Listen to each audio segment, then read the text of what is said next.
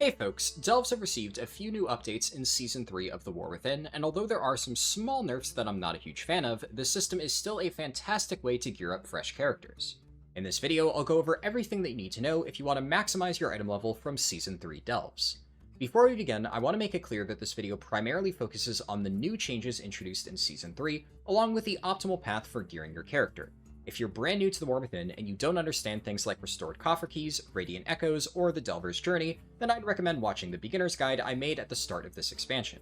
Coffer Keys and Radiant Echoes are still acquired in the exact same way, and although the season slightly alters the rewards from the Delver's Journey, the ways in which you progress it remain unchanged.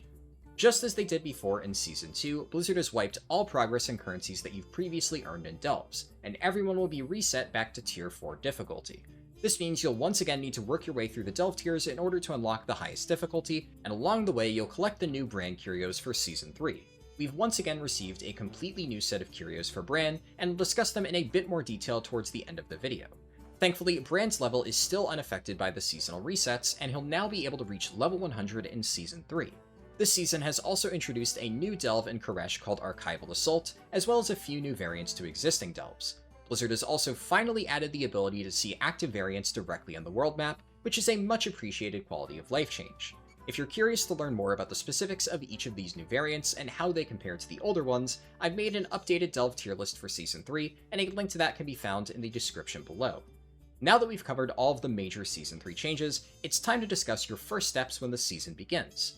Since your unlock process has been reset back to Tier 4, your first priority should be to speedrun the fastest available Delve variant over and over until you've unlocked Tier 11 once again. Just as a reminder, you'll also need to do this entire Tier 11 unlock process on a non-Bountiful Delve. If you complete a Bountiful Delve on a lower level, even if you don't spend a key to unlock the chest at the end, the Delve will lose its Bountiful status. Now, this may sound like a tedious process, but provided you pick one of the faster Delve variants, you can easily accomplish this in under an hour.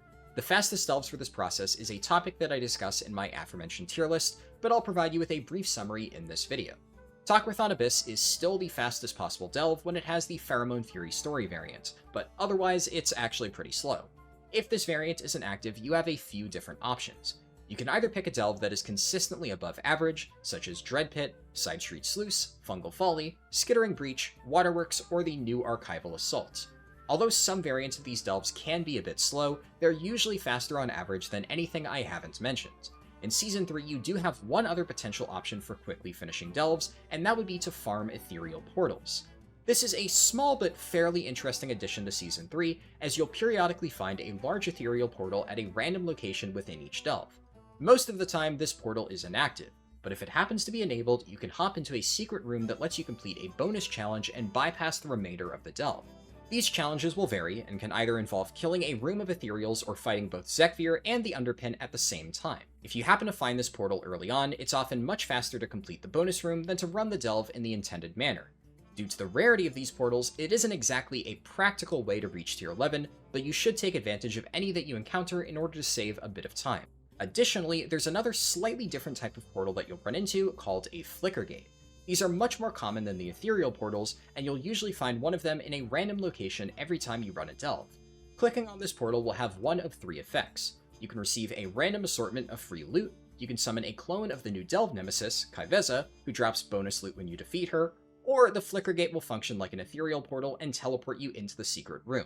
Since all three of these outcomes are pretty good, I've actually found Flicker Gate farming to be an interesting new strategy that lets you easily level up your brand and farm undercoins.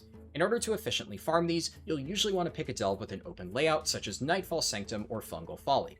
If the Flicker Gate is active, you'll usually be able to spot it from the very start of the Delve, and then you could run straight towards it and collect your loot.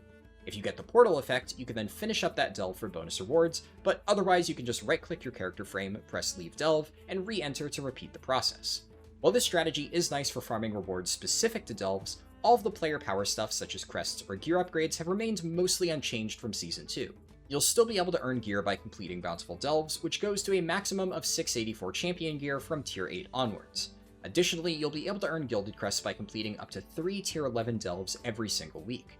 Each of these 3 clears will reward you with 7 Gilded Crests for a total of 21 every week. If you're looking to fill out your vault, the rewards from that will also cap out at Tier 8, so the only incentive to push beyond that is the bonus Gilded Crests from Tier 11. In addition to all of these weekly rewards, you'll also receive plenty of rune crests by opening a Nemesis strongbox at the end of each delve. As you climb into higher tiers, you'll begin to encounter more and more elite mob packs that contain ethereal-themed enemies. Each time you kill one of these packs, you'll receive a notification that your Nemesis strongbox has been upgraded. After killing the final boss of that delve, you can loot this strongbox to obtain bonus rune crests. The exact amount that you'll earn will vary depending on the difficulty and the amount of Nemesis mobs that you killed before completing the delve. Finally, you're still able to earn a single Delver's Bounty every week, and this creates a bonus chest that rewards you with a single piece of 694 Hero Track gear. Like before, you're able to guarantee a bounty drop by using an item called Shrieking Quartz. This will summon Nexus Princess Kaiveza to the checkpoint of any delve, and she'll leave behind a chest that drops a Delver's Bounty alongside a variety of potential rewards, such as a piece of champion gear, a Radiant Echo, or an upgrade to your curios. If you speak to Sir Finley Murgleton in Dornegal, you're able to purchase the summon item for 2,000 undercoins, but it also has a chance to drop from a variety of sources within delves. One of the best farming methods for this is by opening Flicker Gates, as discussed earlier, but you can also receive this from the small mislaid curiosity pots scattered around the floor. Many people tend to ignore these, but I always pick them up as they're a great source of these summon items and experience for Bran. It's worth noting that you only need a single person in your group to have one of these items in order for everyone to receive loot from Kaiveza. Early on in the season, I would highly recommend grouping up with your friends or guildies whenever you use a Shrieking Quartz, as that'll make it much easier for everyone to get their weekly bounty without spending as many undercoins.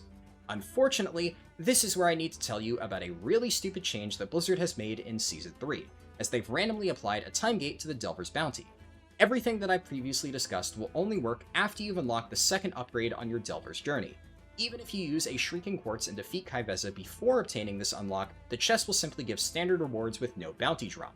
This is one of the most baffling changes I've ever seen Blizzard make, as the Delver's Journey unlocks previously only gave you cosmetics or slight quality of life changes such as the ability to purchase keys. Taking a feature that was formerly baseline and slapping a time-gated grind on it is, frankly, completely idiotic. The only good news here is that you should be able to reach this upgrade during the first week of the season. However, this will require you to run Bountiful Delves on multiple different alts, as completing a Bountiful Delve is the only repeatable way to progress the Delver's Journey. This means Blizzard's change is, at best, an annoying speed bump for players with multiple characters, or at worst, a complete slap in the face for people who prefer to only play a single character. Obviously, it's too late to do anything about it now, but if you agree that this is completely stupid, I would encourage you to make noise about it on social media so that they don't repeat this mistake in future expansions. With all of the gearing talk out of the way, I want to end this video by going over the best builds for Bran. As far as builds for Bran go, not much has changed since Season 2. If you decide to do delves as a tank spec, then you'll usually want to set Bran as damage dealer because you won't need to worry too much about survivability, and he does contribute a decent amount to the overall. If you're playing a DPS spec, then you'll usually need to run Healer Bran unless your class has a lot of survivability, such as Havoc Demon Hunter, because even though his potions are a little bit inconsistent, you'll need them in order to survive.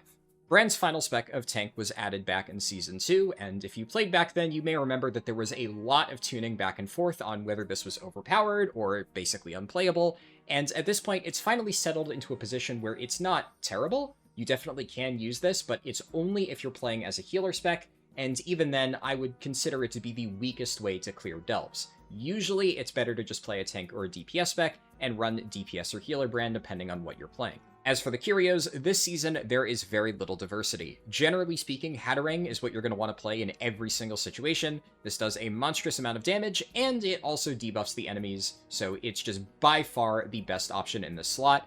I don't really understand the difference between Mana-Tinted Glasses and Quizzical Device. They're both very small stat modifiers that don't really impact you at all. This is the classic when you drop low, a thing spawns that taunts nearby enemies and heals you.